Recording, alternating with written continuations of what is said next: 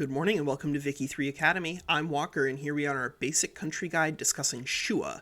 This is really more of a broad conversation about Ethiopia. We're doing it from the perspective of Shewa, but you can do this with any of the Ethiopian princely states that have access to the Outlaw Prince event. Because the Outlaw Prince event is kind of what this video is really about. It's both at once. Because for those of you who have not yet played in Ethiopia, you get access to this absolute unit.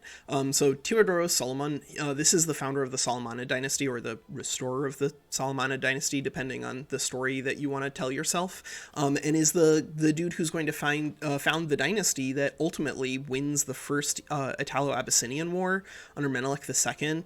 So for those of you who are not familiar with the history of Ethiopia, after Tewodros Solomon is able to unify Ethiopia and establish a unified Solomonid state down here, it is one of the areas targeted for European expansion during the Congress of Berlin, and Italy does technically lay claim to it, but unfortunately for Italy, they are unable to defeat Ethiopia in the First Italo-Abyssinian War, which is why in the Second Italo-Abyssinian War, that's where Mussolini is invading, they actually, that war has to even occur, because they had actually invaded in the 1890s and lost. And so just keep in mind that you are creating a very powerful state down here, but don't feel constrained by your history. You can do even cooler stuff because you do have one of the greatest commanders in the game.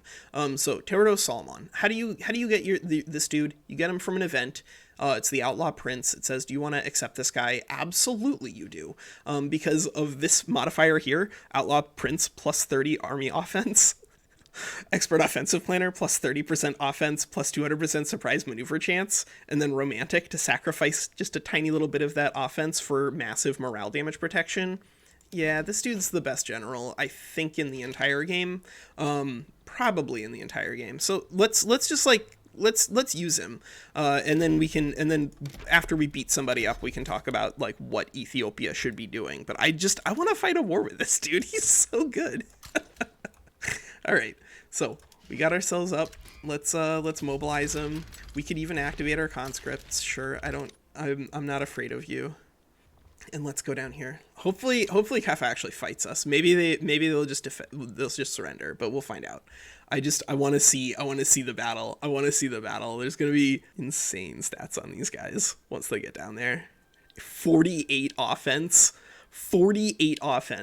on irregular infantry focus units. Well, I've got some bad news for you, Kaffa. I've got some really 46 average against 15. I wonder who's gonna win this battle. All right, so we've got ourselves a little battle. Oh, 3 against 4. Whoa! Look at that push. Push him back, push him way back. Holy mother of God. So yeah, Tewodros Solomon, what he is going to allow you to do, because he's 45 years old, so once they've fixed the people not living forever, you don't have to worry about the fact that he is a landowner, but he's going to let you unify Ethiopia, and it's not even going to be that complicated. Like, just use these Diplo plays that you have access to, the Unify Ethiopia Diplo play, conquer everybody else, and then once you've conquered everybody else and established an Ethiopian superstate down here, you need to start working on your economic development and your law development, because keep in mind that you have some really messed up laws. So now we can talk about some actual law work as Shewa, but this, again, it's going to be largely applicable to any of the Ethiopian miners down here. So you have a really messed up set of laws, like really bad messed up set of laws. You've got slave and serfdom and traditionalism, and most of them are going to have isolationism. Your laws are horrendously bad, but fortunately you do have an infinite pool of authority, and so that's going to give you some options when it comes to how to use your authority. You can, for instance, remove the landowners and immediately start trying to work with the intelligentsia if you need to. For patch 1.1, you're going to need to keep your legitimacy concerns in mind. I think you're still probably going to end up wanting to go into landed voting most of the time, because I think landed voting is going to be advantageous for almost all countries that are trying to get more developed. But you're a little while behind in terms of your development, in terms of your research. Like, you don't even have centralization yet. You don't have urban planning. You don't have gunsmithing. You don't have steelworking or prospecting. So you've got a lot of technology that you need to work on as any Ethiopian miner. I think because of the nature of the game, you probably do need to just pick up academia and build some universities almost as soon as possible. I think you can probably support 1 to 2 construction sectors initially, because it is going to depend on the size of your initial logging camps and like which miner you're playing as. But none of these territories are outrageously rich. There's not a whole lot of resources to go around inside of Ethiopia. There's a bunch of wood, there's some wood, there's some more wood. Over here in moving into Somalia, there's a little bit of iron, and that's going to be helpful. But you notice how this territory, there's literally zero coal. No matter what you're doing as Ethiopia, my recommendation is to prioritize getting yourself a navy pretty highly. So you're going to need to do some of that technology as well. So just make sure that you prioritize getting your innovation up as soon as possible, which may even require that you fight a civil war.